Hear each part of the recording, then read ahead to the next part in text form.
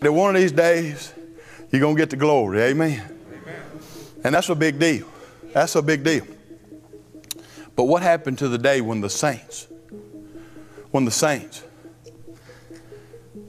they quit living here on this earth, their testimony still impacted the world? They don't want to hear what we got to say. As a lost man, I didn't want to hear it. As a lost person, you didn't want to hear it. But praise be to God, you was put in a situation where somebody had enough nerve, not skill, had enough nerve so that you'd hear it.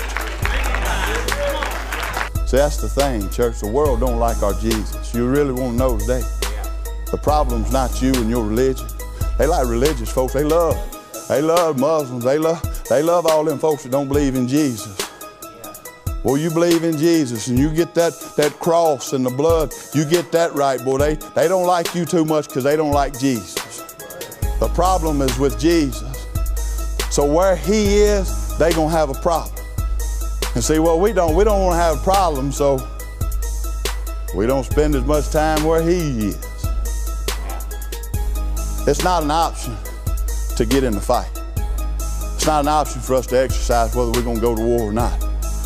You wasn't voluntarily given an opportunity to sign up. You was enlisted. You was drafted. You was drawn into the deal when you accepted the blood on Calvary. And that's just the way that it is.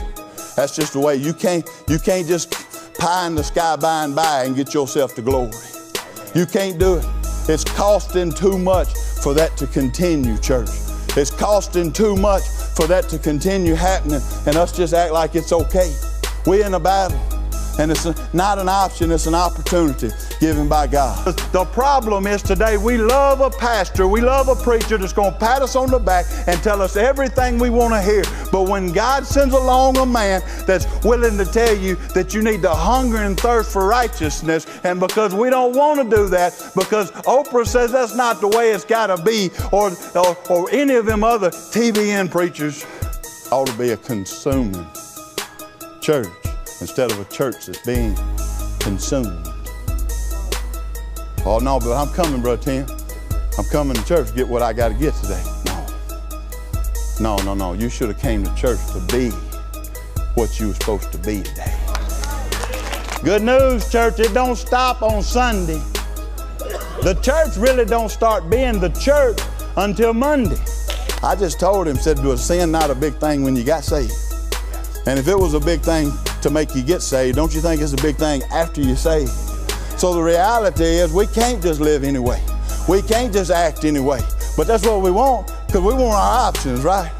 I want to choose where I go today. I want to choose what it is I do today. I want to choose how it is I'm spiritual on this conversation on the phone and I'm not spiritual in another. I want to choose how it is when the pastor or preacher walks up behind you, or a church member in Walmart, how it is you get real spiritual. He was talking to religious people and he said, I called on you, I convicted you, and you didn't answer. You said, no, I'm not going to get saved. You said, no, I'm not going to answer that invitation. No, I'm not going to confess that I'm a sinner that's separated from a holy God. I'm just not going to do it. I'm not going to do what you want me to do, God. But you got yourself wrapped up in the group that does. And there's coming a day he's going to thin out the herd. This God said, I'm coming back. And we don't live like he's coming back. We ain't anticipating all. If he walked in the building, would we be ready? If he showed up tonight, would it be a good time? What if God just decided to mess our hair up? You done put it right where you want it. You got it just like you want to have it. I mean, you're as good as you want to be. I mean, I done give him all of me that I'm going to give him. I ain't giving him any more. Ain't that what we do? I mean, I'm just going to decide to go in the battle or not. I mean, I'm good with lifting hands. And there's times for that. But in the church today, there's a neglect to hitting your knees with tears in your eyes. And it's because we're not getting in front of him, seeing him for who he is. I'm just saying. It's unfakeable, church.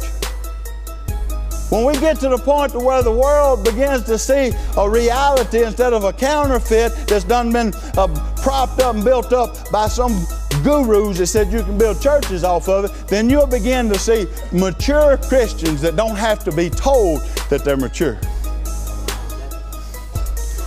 But they'll be walking humbly with the Lord.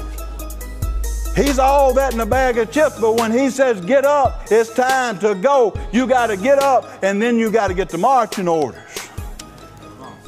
He didn't create life in us to quit.